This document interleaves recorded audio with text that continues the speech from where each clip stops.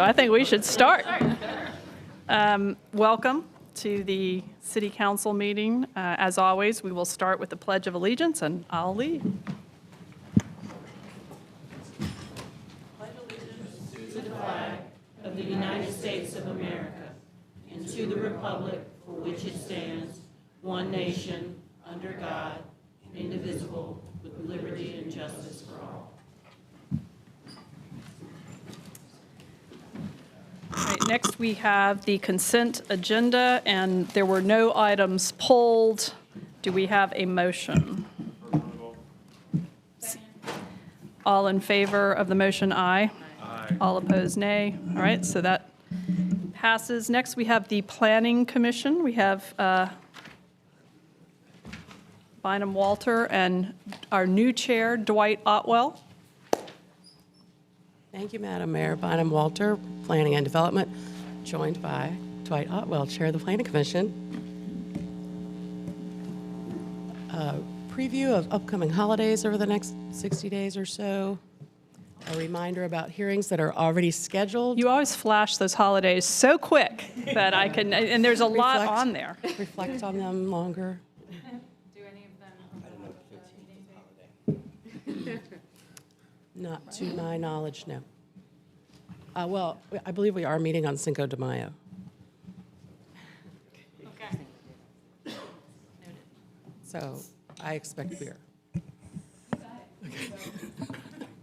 All right, and then we do have some public hearings already scheduled for the 21st for your afternoon meeting. There is an annexation, 3 rezoning requests, as well as a comprehensive plan amendment.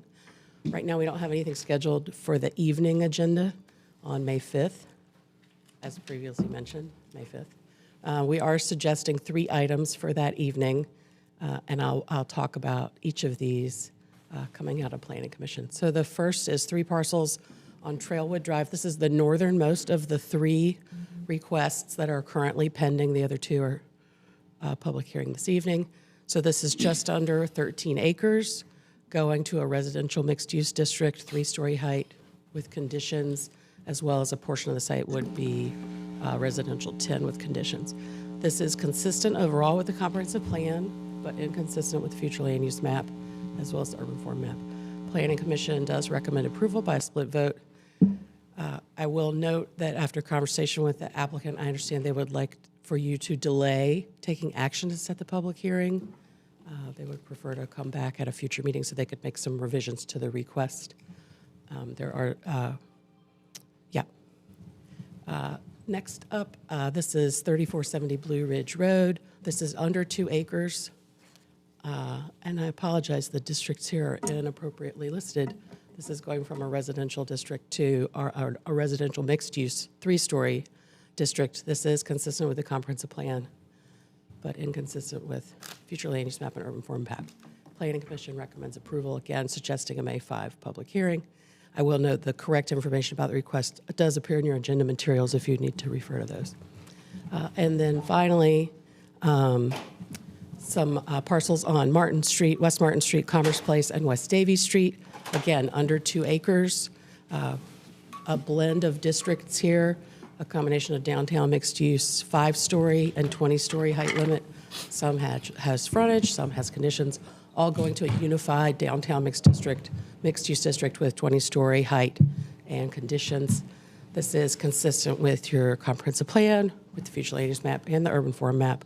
Planning Commission does recommend approval.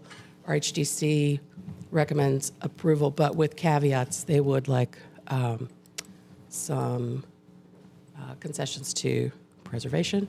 Again, suggesting a public hearing of May 5 here. What questions could I answer for you before you take action? Any questions? Yes, Mayor Burton. Yeah, on this rezoning, can you tell me about the Planning Commission, the vote against? What was the concern? So I'm actually... Or would Mr. Otwell like to? I'm going to defer to Chair Otwell, yes. Okay.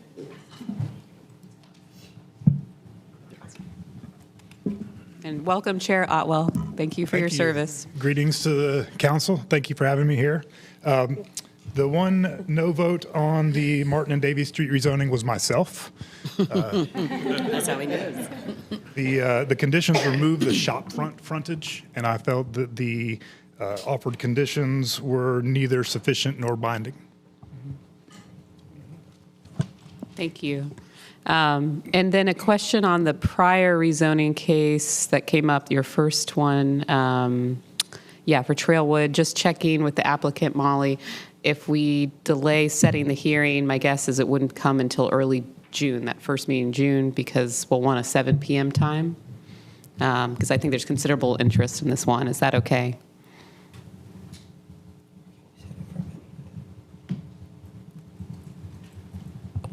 Thank you. I defer to staff on what's possible here. We believe we could get the conditions in by this Friday to potentially be set for May 5th, but I don't know if that remains possible on the staff side. Thank you. Who would answer that best? I can help with that. Okay. So, mailed notice is required, and with knowing today that that might be a possibility, we can certainly prepare. If you think that at the mid-April meeting, you might schedule an evening hearing for May, we can be ready. Okay, so just clarifying, we could delay and schedule it at our next meeting for May 5th. If you would like, yes, ma'am. Okay, so that is doable. All right, I just want to make sure that no matter what, we have it at a 7 p.m. meeting. Thanks. So I guess with that, or do you have any other questions? Yeah, go ahead. Yep. Cool. Thanks. Staying on Trailwood, this was before us in recent years. And it's my understanding that some conditions are being removed related to greenways and stuff. Can you speak to what's being removed from the case? Sure. So the greenway connection from the internal site sidewalk network directly to the greenway to the rear of the property is being removed. Okay. And is there like green stormwater infrastructure or There's a permeable paver condition, and I believe there is also a green stormwater condition. that are being, all of those I being believe all removed? three of those are being removed, yes. Okay. Got it. Helpful. At this, but, they're asking to change the Sure. request. Yeah. And then flashing forward to the Martin Street case, forgive me, the RHDC caveat is listed here in our packet, says contingent on, talks about fenestration and masonry. Are those now reflected in the case? Have those been added since that time? No. No. Okay. Okay, any other questions? Sounds like, oh, yes. On the Martin case, and I'm sorry if this was just asked and answered, I got sidetracked, but with the caveat, I know that on the call when I was reviewing with a few counselors, we'd just like some clarity as to why RHDC has that caveat. So I was wondering if the applicant can speak to, if that's okay. Sure, there is a memo in your packet from the Historic District Development Commission that outlines their explicit specific language about what they would have liked to have Sounds like seen. if she's here as well, Yeah. if you want to Thank you. share that. Good afternoon, Council. Jamie Schwather. Yes, we had a thorough discussion with RHDC and Planning Commission and the RHD staff. The consideration was for the openings on the historic buildings to have more certainty as to what flexibility we were requesting.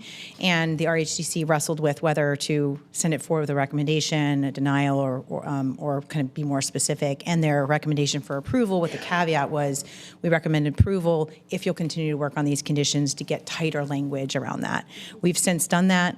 We've worked out that language with the staff, but we'd like to move forward in scheduling the public hearing so we can present that at a public hearing and then formally offer those while the case is still open and come back hopefully on the 19th for action.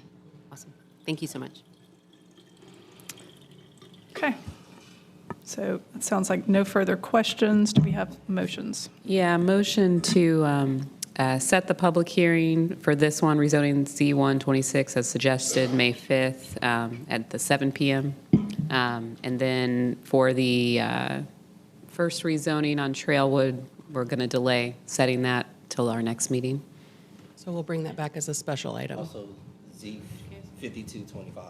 Suggested public hearing as May 5th at 7? Okay, those are 3. Okay, is there a second? All in favor of those motions, aye. Aye. All opposed, nay. Passes. Thank you. Okay, next we have the report and recommendation of the city manager. Good afternoon, Mayor and Council. Just one item today in my report. You will recall earlier in the year when we brought forward a new MOA, Memorandum of Agreement between the city and the Dix Park Conservancy. And as part of that, there was the reconstitution of the Leadership Committee, which is now named the Commission, the Leadership Commission, or the Dix Park Commission.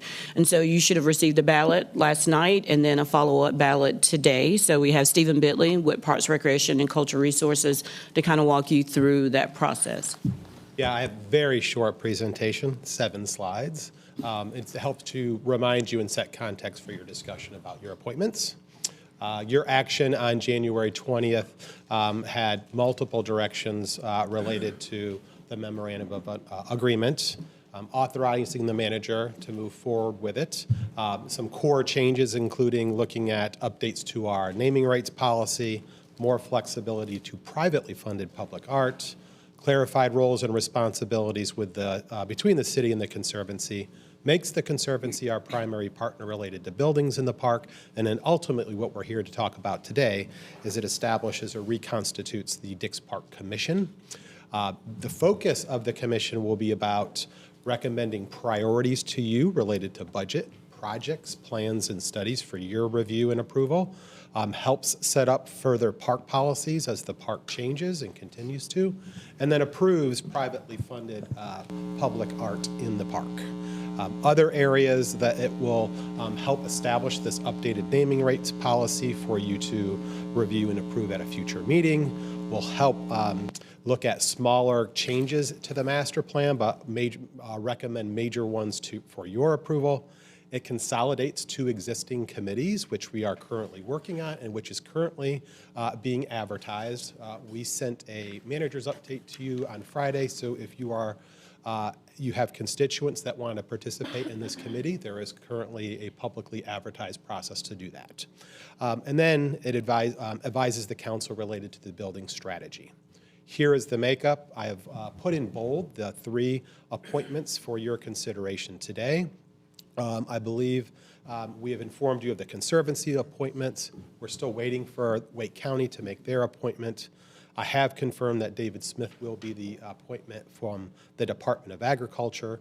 The chair of the Parks Board will remain the appointee, and we are working on this new group in your last bullet. And some things we wanted to highlight that are in the pipeline for this group to focus on is looking at the building strategy in the future, exploring and reviewing the consideration for an MSD, the potential for the need for a rezoning of the property, the future schematic design for Rocky Branch, and then initiate the review and update of the naming rights policy for your consideration. So those are just things that they'll be looking at as work plan items in 2026. Stephen, just going back to the NC State, do you know who the chancellor is appointing? I have emailed Alicia Knight to seek her confirmation. She wanted to reach out to the new chancellor to confirm that she will remain. Thank you. So now I will turn it back to the table for you all to discuss. Oops. Okay. Any questions for Mr. Bentley? Okay, so we'll turn it to the clerk's office. Yes, as mentioned, there were a couple rounds of balloting. 2 individuals did receive enough votes to be appointed. Those are Ashton Fisher and Christopher Moore. So those would be the 2 city council appointments. Great. And then for the mayoral appointment, former Mayor Charles Meeker has accepted and offered to serve. So this will be a 3. All right. Thank you. All righty. Our assignment has been completed, Stephen. Okay. All right, that is all in my report today. Thank you. Great, thank you. The Design Review Commission has their annual work plan, and we have Casey Evans from Planning and Development, and then Kyle Springer, who is the commission chair. Yes, good afternoon, Council. I'm Casey Evans. I'm a planning supervisor in the Planning Development Department and staff liaison to the Design Review Commission. And we have our current commission chair, Kyle Springer, here to present to you the 2025 annual report and their FY27 work plan. Thank you. Thank you, commissioners, or councilmen, women. Again, this is Design Review, our Design Review Commission, our annual report for 2025, and our work plan for fiscal year 2027. As most of you are probably aware, the Design Review Commission is an advisory board. We perform duties and responsibilities granted to us by state law, and when acting as a quasi-judicial board, we perform quasi-judicial duties of the Planning Commission per state law. Looking back at last year, we had 18 cases with 80 individual kind of requests therein. Well, the majority of those related to the new street cross-section that requirements, guidelines that were in the new street design manual. And then trends over the last year. Transparency for certain building types continues to be a real challenge. As a commission, as part of our work plan for this year, we're really going to dig a little deeper into some of those areas of the UDO and see what some of those stumbling blocks are, if they're related by project type or certain districts in the city, and try and help planning department alleviate some of that workload. And then in our internal discussions, we often see projects later in their design phases, DD, construction documents. We are curious as to how, as a commission, even if it's a separate kind of board that gets spun out, exploring opportunities where we can weigh in earlier on design. Again, kind of as it stands, we're viewing projects that are pretty far down the design pipeline. So we're just reviewing items as they relate to areas of the UDO with which they do not comply. Again, as I alluded to earlier, street cross sections. This was new for 2025 for the commission. And with the new guidelines for the street design manual, a lot of these new guidelines kind of butt up against constrictions and development sites. So it'll be interesting to see how developers, builders come to us trying to mitigate these new design standards for the city. Just a quick graph of our caseload, kind of by month last year. Pretty heavy loaded, kind of February, March, tapered through the summer, and then picked back up through the end of the year. We've started off, again, pretty heavy in 25 this year. We're starting off at a little slower pace, but we've got 3 or 4 cases on the docket next month. And we're going to continue to monitor the workload and evaluate our meetings and schedules for best practice engagement of our staff members. As a commission, we have 15 members, 9 regular and 6 alternate. We, over the last year, had 9 members either resign or their terms expired. We also have 1 member whose term will expire July 2026 this year. We had no instances of missing quorum, so we were able to hear all the cases before us. And it is our goal to maintain a full commission of 15 members. Last year, our Sir Walter Raleigh Design Awards. Before you are just a few of the projects that were awarded. And then you also see the certificate that was given out, and then in the center, kind of part of that package, the graphic design package stickers that were available for anybody. Our legacy project last year, this one had a little snafu, kind of getting off the line contractually, but we anticipate that this will begin construction in the coming months and will be wrapped up. And we'll share that in our report next year. But we also, thanks to the work of Will Gaskins, the chair last year, have kind of more formalized process for the legacy projects. We've rebranded this to be a design impact grant. This year was our kind of first foray into granting these funds in this fashion, and I think we had a really surprising number of applicants. I want to say that was 13 this year, and with the amount of time that we kind of had to do this. I'm really excited to see how this unfolds next year and the number of applicants we have. Again, our work plan items for this fiscal year, studying some of the UDO items and suggesting text changes if we find any areas that we think could be improved upon, contributing to the design of the city with the design impact grants.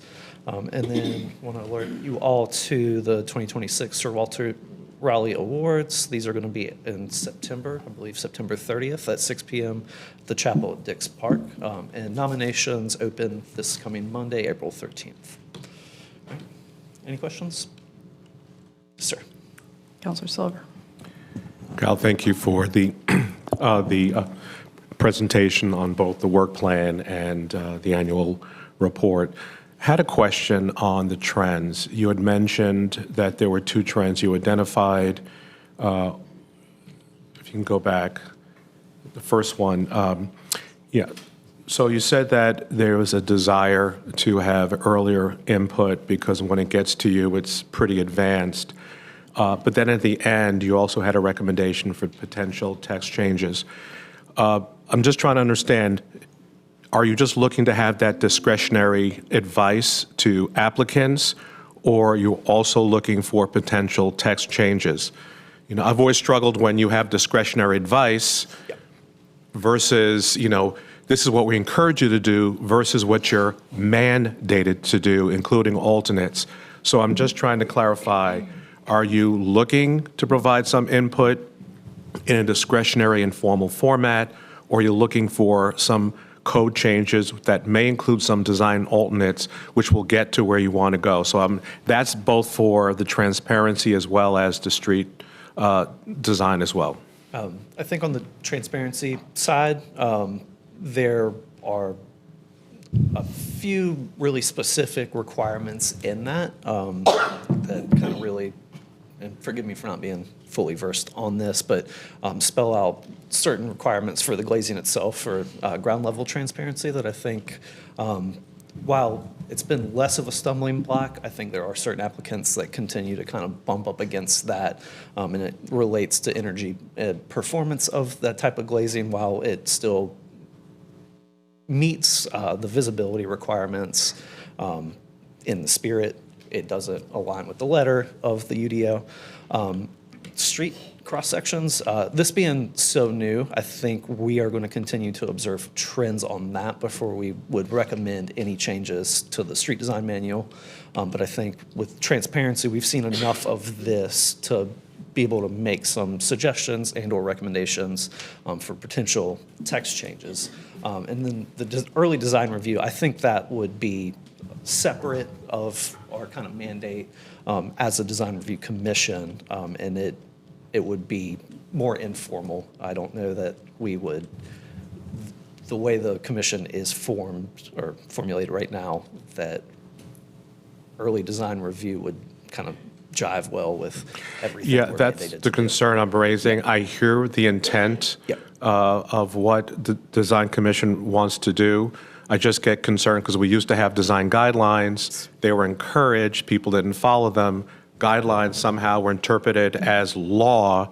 And so I just want to make sure, if you certainly want to explore some text changes, including some other alternates, I'm fine, but I'm just struggling. Again, this is your work plan. I'm sure we'll get to see it, but I would sit down with staff to see if there is a way, because a code tends to be, objective. Either you do it or you don't. Subjective becomes a gray area, and I think that's where the commission is struggling. So other than that, I just really appreciate the work you and the commission is doing, and I understand quasi-judicial can be a challenge at times to get to the goal you want to reach. Thank you, Commissioner. Any other? We appreciate you serving as chair as well. I know that's time consuming. So if I've understood correctly through the, hi, also thank you for being here.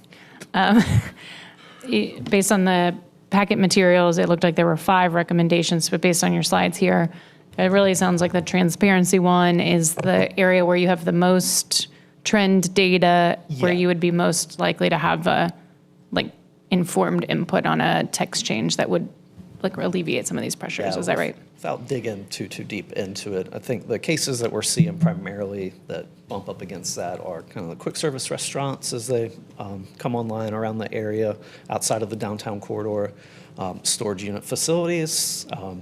That's, I think, the biggest kind of headache for the commission is how do we handle that while we want to do our best to have things meet the guidelines of the UDO or the requirements of the UDO. There's kind of balancing the energy and usage of that. Putting windows on buildings makes them more beautiful. You get that visibility into it, but on that type of facility, they're not occupied throughout all hours of the day. Can kind of create an additional energy demand on the building that isn't necessary. So I think we all are going to continue to study that on our kind of off week or off QJ meetings and really try and work with the planning department on how we can make some recommendations to those text changes to hopefully avoid those issues coming before us again and again. Okay. So you don't need direction from the council today to work on that and bring us forward some options? I do not believe we do. Thank you. Okay. Yeah, Patrick Young is right behind, it's lurking behind you. Looming. I just want to take a moment. Pat Young, Planning and Development. Thanks to Design Review Commission. Their insights about where we can improve objectivity and clarity have been very helpful in the past. I think the chair mentioned that there's been a consistent decrease in their workload. That's due to their help working with you and us to make the standards more administratively applicable and clear. Councilmember Silver framed it out very nicely that standards really have to be objective, but they can be criteria-based, and I think that's what we understand the chair and the commission to be asking for. So we absolutely stand ready. We're interpreting if you approve the work plan as requested, that will be our signal to work with the group to bring you back something with options, and it will be my vision to implement their vision is a criteria-based approach. You know, certain locations, certain types of buildings, where you can have a menu, you just can't have a discretion. So thank you for the opportunity to elaborate. Well, with that, unless there are other questions, I'll move to adopt the 2025 annual report and the 2027 work plan for the Design Review Commission. Second. All right, all in favor of the motion, aye. Aye. All opposed, nay. Passes. Thank you. Thank you, Council. Okay, next we have the report and recommendation of the Historical Resources and Museums Advisory Board, and we have Troy Burton here from Parks and Rec.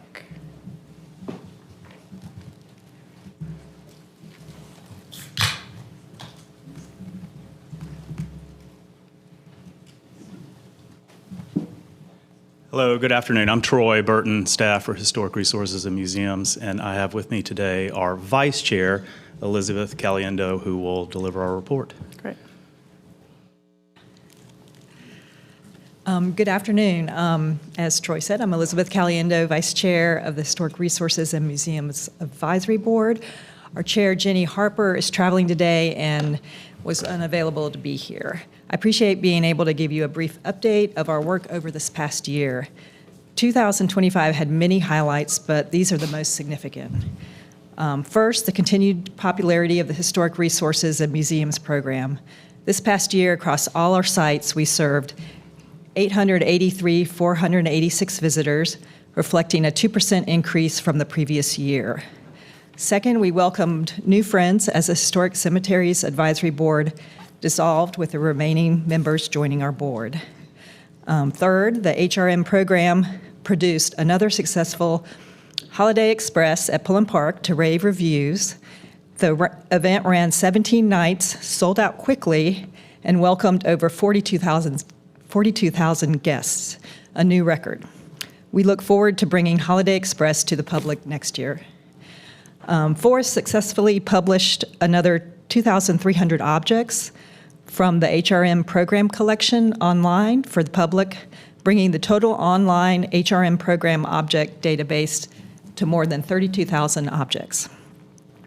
And finally, the John P. Top Green Community Center was renamed to the John P. Top Green African American Cultural Park, and new staff were added to this site, as well as the Dr. M.T. Pope House Museum, significantly elevating the interpretation of the African American experience in Raleigh. And there are several issues we continue to view as pivotal for the HRM program. the Parks, Recreation, and Cultural Resources Department and the City of Raleigh that are reflected in our work plan. First, we continue to advocate for a standalone visitor center that will support tourism by promoting all the other wonderful things there are to see and do in Raleigh. Because our city has grown so fast, a standalone visitor center would serve residents and visitors alike. Second, we hope to resolve the private ownership of our artifact collection. The City of Raleigh does not own most of the historic objects in our collection, and this complicates decisions about interpretation, conservation, and stewardship. And then finally, we completed a real estate study considering options for a permanent home for the City of Raleigh Museum. Currently, the museum sublets space in the Briggs Building on Fayetteville Street, whose lease expires in 2029. The study, provided by HR&A consultants, recommended the museum stay in the Briggs Building and expand as opportunities arise. So we've enjoyed great support from the Parks, Recreation, and Cultural Resources Department and staff over the years, and trust that we will continue to make an impact on future Raleigh and Parks Department projects and initiatives. Thank you. Thank you. Questions for Ms. Caliendo or Mr. Burton? Yes. Yeah, not really a question. I just want to uplift the visitor center idea of a location. I know our money is tight this year, but I think just looking at that idea and maybe if there's a way for you all to really figure out what options are there, then maybe in a couple years we can, when the money's a lot better in our budget, we can look at something, doing something. But or maybe it's tied to, I know the report says keep the city museum where it is, but if we're talking about a visitor center and we're talking about a museum, there may be a way to actually merge the two into something. But I just want to uplift that and say I like that. As an architect, I like that too. I guess I would also just, have there been conversations with the state? I mean, have they contemplated a visitor center? Yes, and they still stand up a kiosk down at the Martin Marietta, not Martin Marietta, but the convention center across the street. But it's not open all the time, and so a lot of people don't understand that it's there, A, and then B, the hours they keep, and so I think it's not a sort of consistent presence for visitors that come to the capital city. There's also a Moore Square Visitor Center, which I have never been in, but is there potential that that could be a visitor center for a broader? Certainly. It's across the street on Martin, and it's not a big space, and so there would need to be some pretty intentional visioning on how that might be a solution. I think ultimately we would probably want something that had a little larger footprint than that building, but certainly that could be an option. Yeah. And then the other question I had was you talked about we don't own the artifacts. I mean, who does own the artifacts? It's a private nonprofit called Capital Area Preservation. Okay. And they used to manage Mordecai Historic Park on a contract with the city of Raleigh. And when that contract expired in 2005, 21 years ago, they elected not to relinquish claim to those items. And so all these subsequent years, we have continued to sign a loan agreement with them to continue to display and interpret those artifacts. Okay. I served on that board, so I understand some of the trickiness of that whole situation. Yeah. All right. I guess we need a motion to approve the work plan and adopt the resolution to revise the title. Move for approval. Second. All in favor of the motion, aye. All opposed, nay. Thank you. Okay, now we have the report of committees. I don't think we have anything coming out of these, so I will start with the report of Mayor and City Council with the Mayor Pro Tem down here. Just good to be with you all. I am going to have a District D Neighborhood Alliance meeting on Saturday, April 18th. That will be at 9:30 a.m. at the Crowder Center. That's all. I want to first of all thank our convention center for their work with this food and beverage and everything over the last 2 and 3 months. I know everyone looks forward to the new HVAC system being implemented this week or soon. But we pulled off 3 successful events with our temporary kitchen. So I definitely want to thank the staff and everyone that worked and partnered there. Secondly, in some conversations and reading all the comments that are out there about our Go Raleigh system, I just ask that staff come back and present to council, maybe in a work session or however way you see fit, where we are with our transportation system, because I think there's a lot of misinformation out there, and I think there's a lot of things of people just not knowing what's going on and where the system is going. So if staff can present to us where we are, to the whole community, where we are, where we're going, I think that'd be extremely helpful. Just a few things. Yesterday, I asked about the program being created for those in our community who will not be able to take care of their leaves in their yard when the loose leaf program ends next year. So I'm just wondering, what was the plan for the disabled and elderly who will not be able to physically remove their leaves?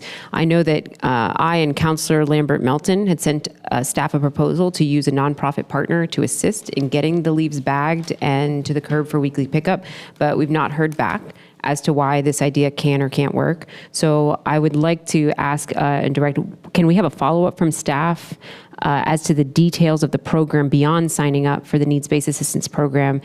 As more specifically, what does being approved for that list mean for leaf removal? So if that can be sent out maybe in the manager's update or just an email to staff or to council, that would be appreciated. Yes. Awesome. Thank you. The next thing I have is District E's next monthly community meeting will be held tomorrow evening, April 8th at La Cucina Italian Restaurant from 6 to 8 p.m. Come out, enjoy dinner and conversation about city issues. On Saturday, we'll be doing our Decoding Democracy Book Club. We'll meet April 11th from 9:30 to 11:30 at New World Cafe on Durley Road. We will be discussing the remainder of Chapter 1. Last month, we focused our time on the purpose and intent portion of the UDO, and participants were tasked with going through that list and identifying their priorities. So I look forward to seeing you there. And then lastly, on April 17th, I will be performing with other elected officials, elected leaders for Wake on Stage to benefit the United Arts Council. Proceeds will underwrite education programs for the 26-27 school year. So I hope to see you there. Thank you. Yep. And I just want to echo and thank Councilor Branch and also Councilor Patton for raising up the whole issue of transit, and not just the transit hub and routes, but also budget, safety of both riders, drivers, the whole issue. It's a very important part of our city, and I appreciate staff coming back with more information so we can all talk about some of those facts here at City Hall. And then I want to thank everyone for their work on the state of the city. I know a lot of staff put a lot of time into that, and all the counselors who read poems. And just a reminder that we do have an open solicitation if you are interested in potentially being considered for the Poet Laureate for the City of Raleigh. That is open through April 18th. No pre-qualifications so it's a very open invitation on the city's website if you are interested. Thank you. I had a community workshop last week, March 3rd on Monday. I want to thank all the residents who came out. It involved both traffic and pedestrian issues around Dixie Forest and Old Wake Forest Road. I personally want to thank Paul Callum and the transportation staff. The community outlined a number of issues, and both working with me and Maya Singh, who supports me at the council, really gave us a lot of information to help walk through a number of issues. It was a well-done report, and so we'll be getting back to the residents. So I really just want to thank them all who came out and look forward to responding and help them address some of the issues. This location is right by Millbrook High School and Millbrook Exchange, and so it was a very productive meeting, and I just want to thank everyone involved for helping us find a path forward. Awesome. Just a couple things from me to continue the through line of talking about transit safety and transit's future, the transit system's future. I'd like to ask that a similar presentation to whatever will be presented to the council would be offered to RTA for consideration with their agenda, because I know they have an interest in this topic as well. So that's one. And the other is that I have received feedback from members of our boards and commissions. It's my understanding that when the boards and commissions as a whole selected how they would meet, whether in person or virtually, that applied all the way down through to their standing committees, and that has created a little bit of, it can create a little bit of friction for those smaller committees. And so I'd like to explore the opportunity for them, the subcommittees, to meet in a different way than what their full commission has selected. And so if I could ask staff to kick the tires on the challenges and opportunities with that and provide a write-up in the manager's update, so we can see if we can pursue that. No report. April is actually Fair Housing Hearing Month. Fair Housing Month, and so there have been a number of organizations that have celebrated, including the Fair Housing Advisory Board. They actually had a celebration this morning downtown, and I think all of the buses are going to be running an advertisement for them for the remainder of the month. And then also, I did a proclamation for them this morning, and also one for the Raleigh Regional Association of Realtors that had a conference about fair housing last week. Okay, thank you all. Next, we have nominations. Yes. First, under appointments, these are your ballot results. Oh, yeah. Design Review Commission, 1 alternate vacancy. Janine McCullough received 8 votes, so would be appointed. Raleigh Transit Authority, 1 regular vacancy. Eddie Sackinger received 8 votes, so would be appointed. As a reminder, this vacancy is from a regular member expiring. Your alternate member did not want to be considered for elevation, so discussion took place last time on that. So technically, you have a full board now. I'm sorry, just kidding. Raleigh Transit Authority, alternate vacancy. Next item. I said that too early. Cameron Zamat received 4 votes. Councilmember Patton nominated Hart Evans, so both of those names will be coming back. And then pretend I said the last reminder here.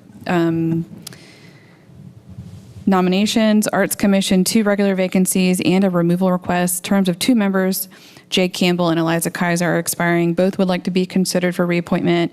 Explanation of attendance was included in the agenda materials for Mr. Campbell.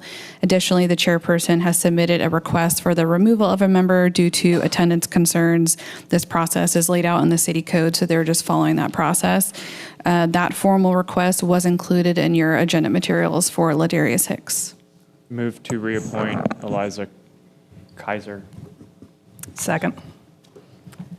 Okay, so all in favor of that reappointment, aye. Aye. All opposed, so that is unanimous.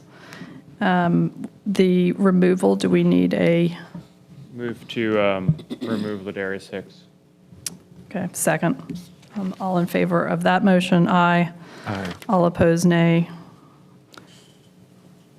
I think we should explore nominations for the other seat with the attendance issue, is my opinion. I agree. We always express concern about a quorum. We did see the response from the other commission member. Read through the packet. I believe the deputy clerk tried a number of times to reach this individual, finally did respond. But I do believe we should explore another opportunity for someone to serve. Okay. So we'll just hold it and make nominations on the ballot. That will be coming back on your ballot.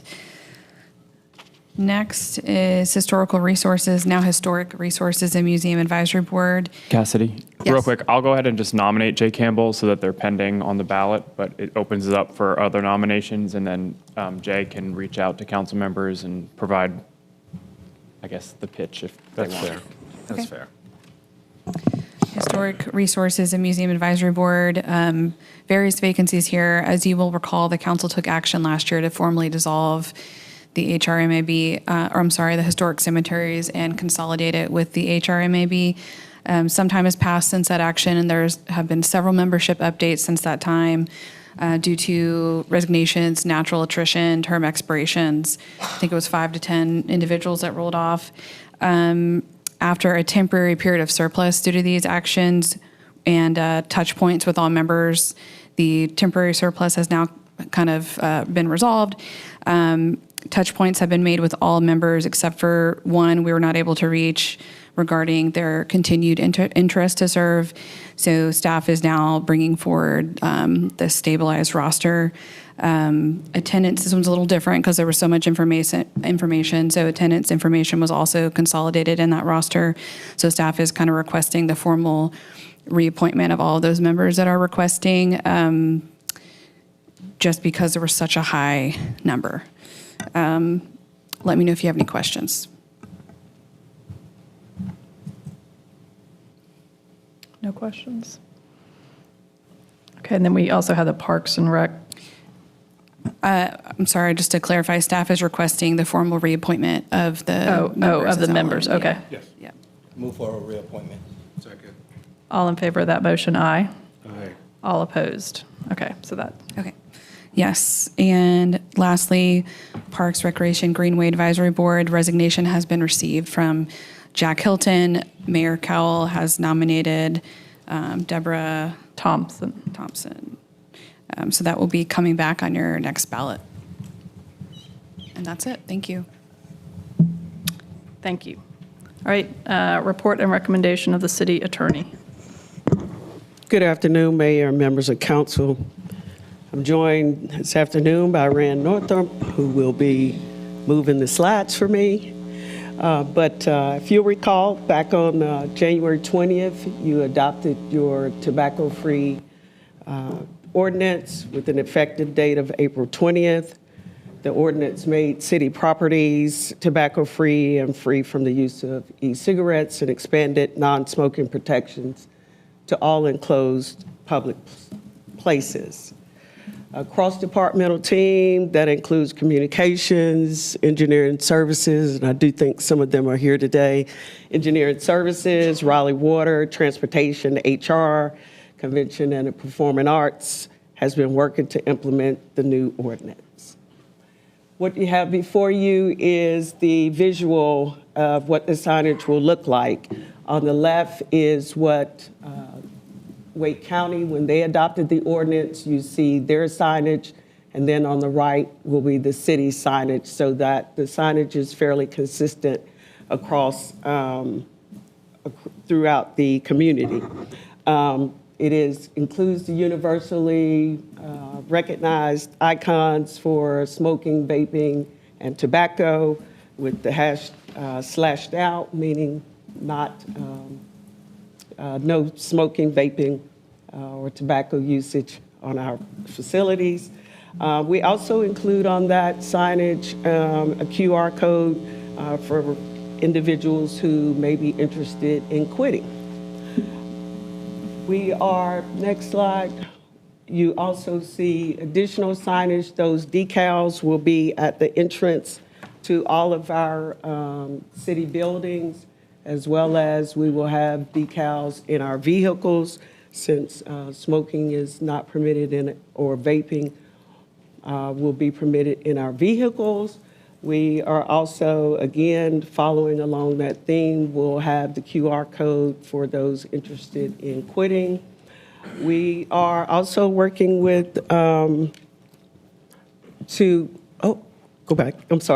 we're also, that signage will also be placed at our park facilities, on our greenways, since again, no smoking, vaping, or tobacco products will be permitted there as well. Then moving to the next slide, we've also been working with HR.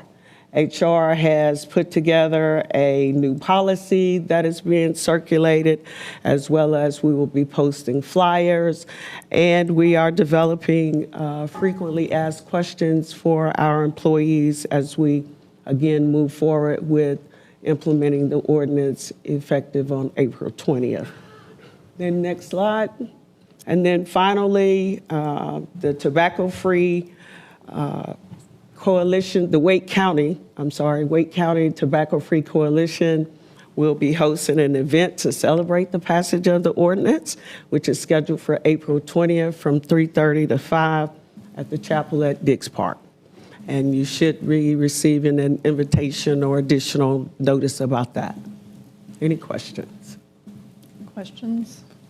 All right. That concludes my report. All right. Thank you for your efforts on this. City Clerk. Good afternoon, Mayor and Council. Your agenda materials include the draft minutes from your meeting and work session on St. Patrick's Day.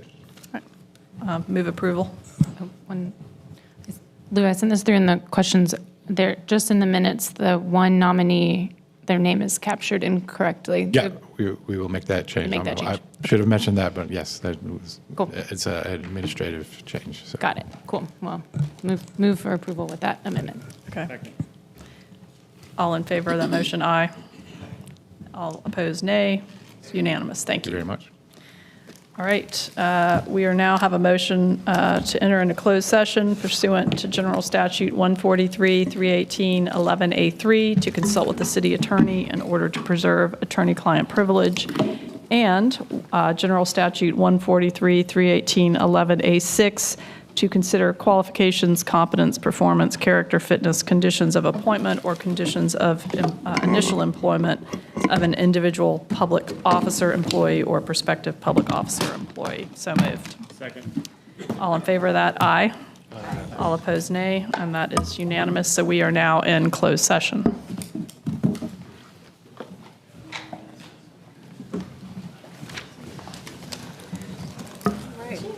Rapid fire. Good. How are you?